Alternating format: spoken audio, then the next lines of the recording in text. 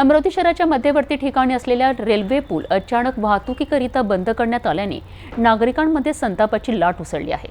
प्रशासनाच्या हलगर्जीपणामुळे वाहतूक विस्कळीत झाली असून कोणतीही पर्यायी व्यवस्था न करता अचानक बॅरिकेड्स लावण्यात आले। भाजपचे जिल्हा ग्रामीण अध्यक्ष रविराज देशमुख यांनी यावर तीव्र प्रतिक्रिया व्यक्त केली आहे। हा रेल्वेचा जो पूल आहे हा 1963 मध्ये बांधला गेलेला आहे आणि 25 वर्षानंतर त्याचं स्ट्रक्चरल ऑडिट करणं हे आवश्यक आहे। ही तांत्रिक बाब आहे।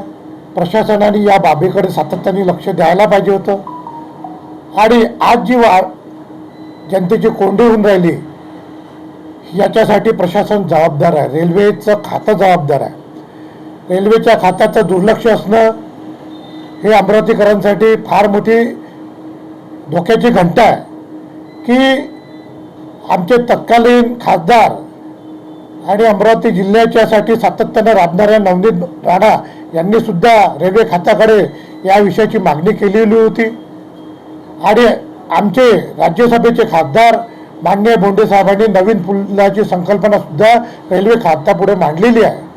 पण ही एकदम शेवटच्या क्षणाला तो पूल ढासायची अवस्था आलेली आहे तेव्हा प्रशासन जागं होतं। ही शोकांतिका आहे।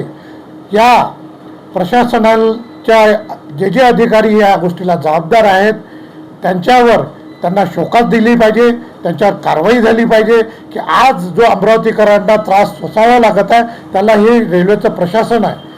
आमचं केंद्रात सरकार आहे, मोदीजी तत्परतेने प्रत्येक ठिकाणी काम करायचा प्रयत्न करतात, पण प्रशासनाच्या कामचुकार मुळामुळे हा प्रसंग अमरावतीकरांवर उद्भवलेला आहे। म्हणून याला सर्वस्वी जबाबदारी ही प्रशासनाची, रेल्वे प्रशासनाची आहे असे आमचे मत आहे। पण आमचे धडणारे अमरावतीच्या विकासासाठी धडपणारे खासदार डॉक्टर अनिलजी बोंडे आणि तत्कालीन खासदार नवनीत कौर राणा या ताकदीने त्याच्या मागे लागलेले आहे आणि लवकरच हा नवीन पूल निर्माण होईल अशी आम्हाला अपेक्षा आहे। शहराच्या वाहतुकीचे महत्त्वाचे केंद्रबिंदू असलेला हा पूल अचानक बंद झाल्याने नागरिकांना प्रचंड त्रास सहन करावा लागतोय। प्रशासनाने वेळीच पावले उचलली असती तर ही परिस्थिती टाळता आली असती असे स्पष्ट दिसते आहे। आता सर्वांची नजर प्रशासनाच्या निर्णयाकडे आणि पुलाच्या नव्या निर्मितीवर आहे।